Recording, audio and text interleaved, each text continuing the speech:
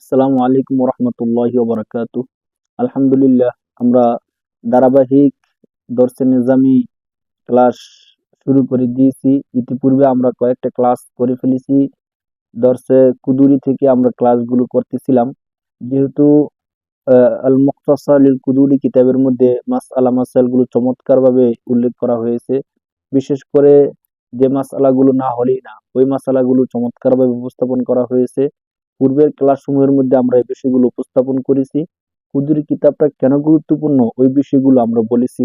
তো পূর্বের দরসের মধ্যে আমরা কুদুরি কিতাব সম্পর্কে বলেছি, মুসান্নিফ সম্পর্কে বলেছি, এবং একদম শুরু দিকে কিতাবুত তাহারাত পবিত্রতার অধ্যায় দিয়ে মুসান্নিফ রহমাতুল্লাহ আলাইহি শুরু করেছেন।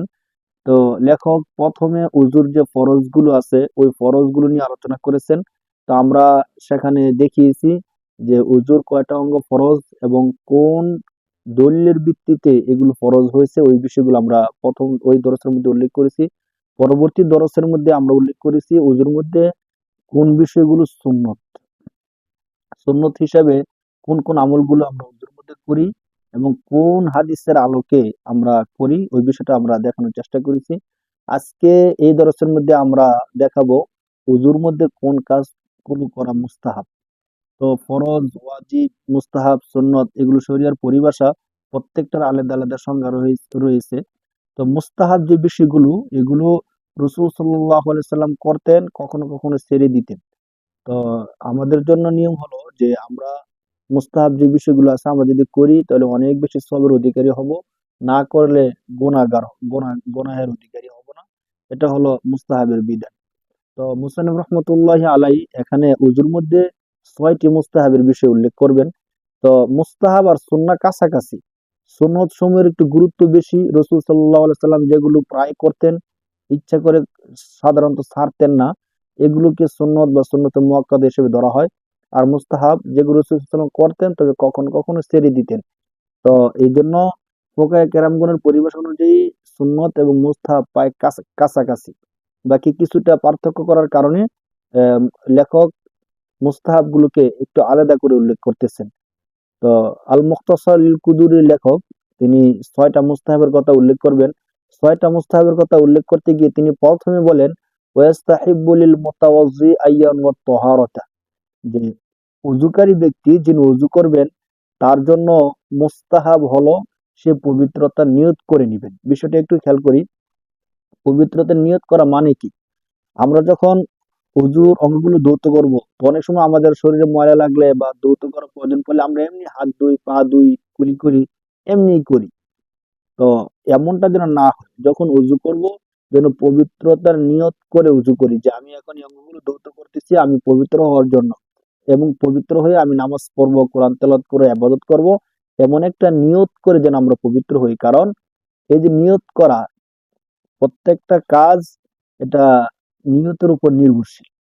আমি যে নিয়তে করতেছি ওই নিয়তের উপর আমার এই কাজটা নির্ভরশীল হয়। অনেক সময় দেখা যায় যে একটা কাজ ভালো নিয়ত করার কারণে সওয়াবের অধিকারী হয়ে যেতে হয়। যেমন কোনো ব্যক্তি ঘর তৈরি করতেছে থাকার জন্য, এটা তার তার ব্যক্তিগত চাহিদা পূরণ করতেছে, এবং জানালা তৈরি করতেছে বাতাস খাওয়ার জন্য। কিন্তু সে যদি এই নিয়ত করে জানালা তৈরি করে যে আমি ডান দিকে বা বাম দিকে জানালাটা এই জন্য দিতেছি যাতে করে আজানের আওয়াজটা আমার ঘরের মধ্যে সুন্দরভাবে প্রবেশ করে, তাহলে এই জানালা করার দ্বারা সে অনেক বেশি সওয়াবের অধিকারী হয়ে যাবে। সুবহানাল্লাহ। আর যদি নিয়ত না করতো তাহলে কিন্তু সে সওয়াব পেত না। আর আমরা যখন খাবার খাই তখন যদি আমরা এই নিয়ত করে খাবার খাই যে আমি খাবার খাইতেছি যেন আল্লাহর ইবাদত গুলো সুন্দরভাবে করতে পারি, যেন আমি শক্তি পাই, ওই শক্তি দিয়ে আমি আল্লাহর ইবাদত করব, জিহাদ করব, তখন খাবার খাওয়াটাও আমাদের জন্য অনেক বড় একটা ইবাদতের অংশ হয়ে যাবে। বুখারী শরীফের হাদিসের মধ্যে আসছে ইন্নামাল আমালু বিন্নিয়াত, হযরত ওমর ইবনে খাত্তাব রাদিয়াল্লাহু তাআলা আনহু থেকে এই হাদিসটা বর্ণিত যে সমস্ত কাজগুলো নিয়তের উপর নির্ভরশীল। এই হাদিসের আলোকেই মুসান্নিফ রহমতুল্লাহ আলাই বলেন ওয়াস্তাহিব্বু লিল মুতাওয়াজ্জি আইয়ামুত তাহারাতা, উযুকারী ব্যক্তির জন্য উত্তম হলো, মুস্তাহাব হলো সে যেন উযু করার শুরুতে অবশ্যই পবিত্রতার নিয়ত করে নেয়। এক নাম্বার। হুজুর ২ নাম্বার মুস্তাহাব হিসেবে মুসান্নিফ রাহমাতুল্লাহ আলাইহি উল্লেখ করতেছেন ওয়াস্তাওইবু রাসাহু বিল মাসহি, পূর্ণ মাথা মাসিহ করা। তো ১ নাম্বার বলছেন যে উযুকারী ওযুর শুরুতে পবিত্রতার নিয়ত করবে, এটা মুস্তাহাব।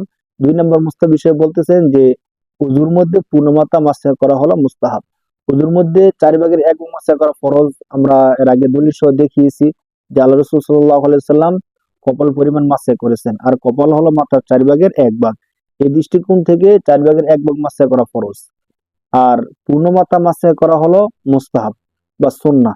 তো পূর্ণমাত্রা মাসা করা মুস্তাহাব কোন হাদিসের আলোকে? বুখারী শরীফের বাবু মাসহির রাসি মাররাতান, একবার মাথায় মাসাহ করা, এই অধ্যায়ের মধ্যে আসছে যে রাসূল সাল্লাল্লাহু আলাইহি সাল্লাম সুম্মা আদখালা ইয়াদাহু ফিল ইনা, রাসূল সাল্লাল্লাহু আলাইহি সাল্লাম অতঃপর হাতকে আবার পাত্রের মধ্যে রাখলেন। ফামাসাহা বিরাসিহি ফাআকবালা বিয়াদিহি, তিনি তার মাথা মাসাহ করলেন, হাতকে সামনের দিক দিয়ে নিয়ে গেলেন, ও আদবারা বিহা, পিছনের দিক দিয়ে নিয়ে গেলেন, অর্থাৎ হাতকে এভাবে সামনের দিক থেকে পিছনের দিকে নিয়ে গেছেন। তাহলে এইভাবে করলে পূর্ণমাত্রা মাসে হয়ে যায়। বুখারী শরীফের বাবুল মাসিহি মাররাতান, বাবু মাসহির রাসি মাররাতান, এই অধ্যায়ের মধ্যে এই হাদিসটি এসেছে। এই হাদিসের আলোকে পূর্ণমাত্রা মাসে করা মুস্তাহাব। 3 নম্বর মুস্তাহাব হিসেবে মুসান্নিফ রাহমাতুল্লাহ আলাইহি উল্লেখ করতেছেন ওয়ারাত্তাবুল ওযু ফায়াবদাউ বিমা বাদা আল্লাহু তাআলা বিযিকরিহি, তারতিব সহকারে ওযু করা। আমরা দেখব যে কোন দলিলের আলোকে তিনি এই কথাটা বলছেন। কোরআন শরীফের মধ্যে আল্লাহ পাক রব্বুল আলামিন তারতিব সহকারে ওযুর অঙ্গগুলো উল্লেখ করেছেন। কিভাবে? আল্লাহ তাআলা বলছেন ইয়া আইয়ুহাল্লাযীনা আমানু ইযা কুমতুম ইলাস সালাতি, হে মানুষ তোমরা যখন নামাজের জন্য দাঁড়াও, নামাজ পড়ার জন্য নিয়ত করো, তখন যদি তোমরা অপবিত্র অবস্থায় থাকো, ইলা সলাতি ফাগসিলু বুজুহাকুম, ফাগসিলু তোমরা ধৌত করো, বুজুহাকুম তোমাদের চেহারা, ওয়া আইদিয়াকুম তোমাদের হাত, ওয়ামসাউ বিরুসিকুম এবং মাসা করো তোমাদের মাথা, হ্যাঁ, ওয়া আরজুলাকুম এবং ধৌত করো তোমাদের পা। তো আল্লাহ পাক রব্বুল আলামিন এই যে ধারাবাহিকভাবে অঙ্গগুলোকে উল্লেখ করছেন, অতএব এই তারতিবে, এই ধারাবাহিকতায় ওযু করা মুস্তাহাব। হোসেন বলেন ওই রত্তাবুল ওযু, তারতিব সহকারে ওযু করা, ফায়াবদাউ শুরু করবে, বিমা বাদা আল্লাহু তাআলা বিযিকরিহি, আল্লাহ যে বিষয়ের দ্বারা শুরু করেছেন, অর্থাৎ ফাগসিলু বুজুহাকুম তোমরা তোমাদের চেহারা ধৌত করো। আল্লাহ তাআলা যেভাবে শুরু করেছেন ঠিক সেভাবে শুরু করবে, যেখানে শেষ করেছেন সেভাবে শেষ করবে। এই তারতিবে ওযু করা মুস্তানিফ রাহমাতুল্লাহি আলাইহি বলেন মুস্তাহাব।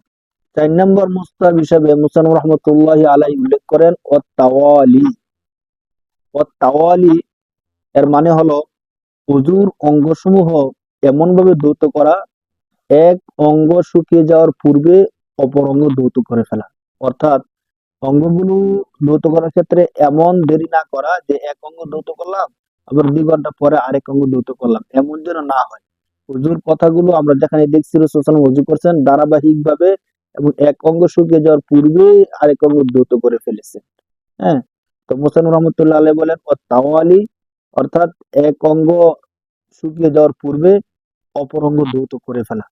তো এটা কোন দলিলের আলোকে মুসান্নিফ রাহমাতুল্লাহ আলাইহি বলছেন? একে তো হলো ওযুর যতগুলো হাদিস আছে সাহাবায়ে কেরাম থেকে রাসূল সাল্লাল্লাহু আলাইহি সাল্লামের, সবগুলো হাদিসের মধ্যে আমরা দেখছি যে প্রত্যেকটা হাদিসের মধ্যে এইভাবে আলোচনা করা হয়েছে যে এক অঙ্গ ধৌত করছেন, পর আবার আরেক অঙ্গ ধৌত করে ফেলেছে। এমন হয় নাই যে এক অঙ্গ ধৌত করছেন এরপরে আবার 3 ঘন্টা পরে আরেক অঙ্গ ধৌত করছেন, এমন হয়নি সাধারণত। তো এই হাদিসগুলোর আলোকেই বোঝা যায় যে এক অঙ্গ শুকিয়ে যাওয়ার পূর্বে অপর অঙ্গ ধৌত করে ফেলা মুস্তাহাব। 5 নম্বর সুন্নত হিসেবে মুসান্নিফ রাহমাতুল্লাহি আলাইহি বলতেছেন ওয়াবিল মায়ামিন, ওযুর অঙ্গগুলো ধৌত করার ক্ষেত্রে ডান দিককে প্রাধান্য দেওয়া। যখন হাত ধৌত করবে তখন প্রথমে ডান হাত ধৌত করা, পা ধৌত করার সময় প্রথমে ডান পা ধৌত করা। এইভাবে ওযুর মধ্যে ডান দিককে প্রাধান্য দেওয়াটা হলো মুস্তাহাব। কেননা আল্লাহ রাসূল সাল্লাল্লাহু আলাইহি সাল্লাম সকল ভালো কাজের ক্ষেত্রে তিনি ডান দিককে প্রাধান্য দিতেন। এমনকি আম্মা জান আয়েশা রাদিয়াল্লাহু তাআলা আনহা থেকে বর্ণিত আছে যে কানা নবী সাল্লাল্লাহু আলাইহি সাল্লাম ইউজিবুহু তায়াম্মুন, রাসূল সাল্লাল্লাহু আলাইহি সাল্লাম ভালো বোধ করতেন ডান দিক প্রাধান্য দেওয়া। কি কিসের ক্ষেত্রে? ফি তানাউলিহি, জুতা পরিধান করার ক্ষেত্রে, ও তারাজ্জুলিহি ও তুহুরিহি ফি শানি কুল্লিহি, এমন যত জিনিসগুলো আছে সব ক্ষেত্রে, প্রায় সব ক্ষেত্রে রাসূল সাল্লাল্লাহু আলাইহি সাল্লাম ডান দিককে প্রাধান্য দিতেন। এবং রাসূল সাল্লাল্লাহু আলাইহি সাল্লাম একবার উম্মে আতিয়াকে তার সন্তানকে গোসল দেওয়ার ক্ষেত্রে বলতেছেন যে ফি গোসলি ইবনাতিহি, তার সন্তানকে গোসল দেওয়ার ক্ষেত্রে রাসূল সাল্লাল্লাহু আলাইহি ওয়াসাল্লাম বলতেছেন ইবদা বিমায়ামিনিহা ওয়া মাওয়াজিআল ওযু মিনহা, যে তুমি তার ওযুর অঙ্গগুলো ডান দিক থেকে ধৌত করা শুরু করো। তাহলে এই হাদিসের আলোকে বোঝা যায় যে ডান দিককে প্রাধান্য দেওয়াটা মুস্তাহাব। আমরা যখন ওযু করব তখন অবশ্যই ডান দিককে প্রাধান্য দেব। ফিকহের মূল বিষয় তো হলো আমরা যে আমলগুলো করি কোন হাদিসের আলোকে বা কোন দলিলের আলোকে এই আমলগুলো আমরা করি, এই জিনিসটা জানা বুঝা। ৬ নম্বর মুস্তাহাব হিসেবে মুস্তাহাব রহমাতুল্লাহ আলাইহি বলতেছেন ওয়ামাসহুর রাকাবাতি, ওযুর মধ্যে আরেকটা জিনিস রয়ে গেছে, সেটা হলো গর্দান মাসহ করা। তো গর্দান মাসহ করা মুস্তাহাব। কোন হাদিসের আলোকে গর্দান মাসহ করা মুস্তাহাব? হযরত ইবনে ওমর রাদিয়াল্লাহু তাআলা আনহু থেকে যে আন্না নবী সাল্লাল্লাহু আলাইহি ওয়াসাল্লাম রাসূল সাল্লাল্লাহু আলাইহি ওয়াসাল্লাম বলেছেন মান তাওয়াজ্জা ওয়া মাসাহা বিয়াদাইহি আলা উনুকিহি, রাসূল সাল্লাল্লাহু আলাইহি ওয়াসাল্লাম বলেছেন যে ব্যক্তি ওযু করবে এবং ওয়া মাসাহা বিয়াদাইহি আলা উনুকিহি, তার দুই হাত দ্বারা গর্দানকে মাসহ করবে, ওয়াকাল গল ইয়াউমাল কিয়ামা, কিয়ামতের দিন সে শিকল থেকে মুক্ত থাকবে। তাহলে এই হাদিসের আলোকে বোঝা যায় যে ওযুর মধ্যে গর্দান মাসহ করা মুস্তাহাব। আর গর্দান মাসহ করার অনেক উপকারিতা রয়েছে, আমরা জানি যে কয়েকজন বৈজ্ঞানিক বলেছেন যে মানুষের শরীরের মধ্যে যে মূল রগটা থাকে, মাথা এবং শরীরের মধ্যে সংযোগ স্থল হিসাবে রক্ত চলাচল করে, কখনো কখনো ঘাড়ের দিক থেকে এই রগটা গরম হয়ে যায়। তো অনেক গরম হতে হতে একটা সময় মানুষ মানসিকভাবে কষ্ট পায় এবং অনেক সময় পাগল হয়ে যায়। তো যদি এই রগটাকে ভিজিয়ে রাখা যায় তাহলে এটা স্থির থাকে, শান্ত থাকে। এবং বৈজ্ঞানিকরা প্রমাণ করে দেখেছেন যে সত্যিকার অর্থে যারা ৫ ওয়াক্ত নামাজ আদায় করে এবং উযু করে গর্দান মাসহ করে তারা কঠিন রোগ থেকে এবং বিশেষ করে মানসিক রোগ থেকে তারা ভালো থাকতে পারে। এই বিষয়ে অনেক প্রমাণ এবং অনেক ঘটনা রয়েছে। তো এই দৃষ্টিকোণ থেকে শুধু এতটুকু না, রাসূল সাল্লাল্লাহু আলাইহি সাল্লামের যতগুলো সুন্নাহ আছে সমস্ত সুন্নাহগুলোর মধ্যে কোনো না কোনো একটা উপকার আছেই আছে। যদি আপনি এক একটা সুন্নত ধরে ধরে গবেষণা করেন তাহলে দেখবেন যে প্রত্যেকটা সুন্নতের মধ্যে একটা না একটা গুরুত্ব বা উপকার, একটা না একটা ভালো রেজাল্ট অবশ্যই রয়েছে। এটা আল্লাহ পাক রব্বুল আলামিনের কুদরত। রাসূল সাল্লাল্লাহু আলাইহি সাল্লাম নিজের পক্ষ থেকে কোনো কিছুই করেন নাই। কোরআন শরীফে আল্লাহ তাআলা তো স্পষ্ট করে বলছেন যে মা ইয়ানতিকু আনিল হাওয়া, তিনি নিজের থেকে কোনো কিছু বলেন নাই। তো সবকিছু বলছে তো আল্লাহ তাআলা। তো যে বিষয়গুলো আমাদের জন্য কল্যাণকর আল্লাহ সেই বিষয়গুলি বলেছেন। তো আমরা উজুর মুস্তাহাব গুলো নিয়ে আলোচনা করলাম। উজুর মুস্তাহাব গুলো মূলত সুন্নাহ। তো এই দৃষ্টিকোণ থেকে আমরা যে সুন্নত গুলো আলোচনা করেছি, এখন যে মুস্তাহাব গুলো আলোচনা করেছি, সবকিছু মিলিয়ে আমরা এতটুকু বলতে পারি যে মুসতানিফ রহমতুল্লাহ আলাইহি মোট 14টি সুন্নতের আলোচনা করেছেন। হুম, এখানে মুস্তাহাব হিসেবে আলোচনা করেছেন 6টি, আর এর আগে সুন্নত হিসেবে আলোচনা করেছেন 9টি। তো মুস্তাহাব গুলো সুন্নতের কাছাকাছি, সুন্নতের মতোই। তো এই দৃষ্টিকোণ থেকে আমরা বলতে পারি যে মুসান্নফ মোট 14টি সুন্নতের আলোচনা আমাদের এখানে করেছেন। আমরা পূর্বের দরজগুলোর মধ্যে করেছি। আজকের দরজটা এখানেই শেষ। সামনের দরজের মধ্যে আমরা আলোচনা করব উযু কেন ভেঙে যায়, কোন কোন কারণে আমাদের উযু ভেঙে যায়, এবং আমরা তো অনেক বিষয়ের কারণে মনে করি উযু ভেঙে যায়, এই কারণে ওই কারণে।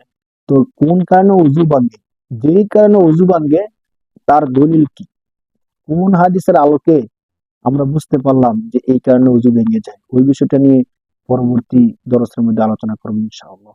আসসালামু আলাইকুম।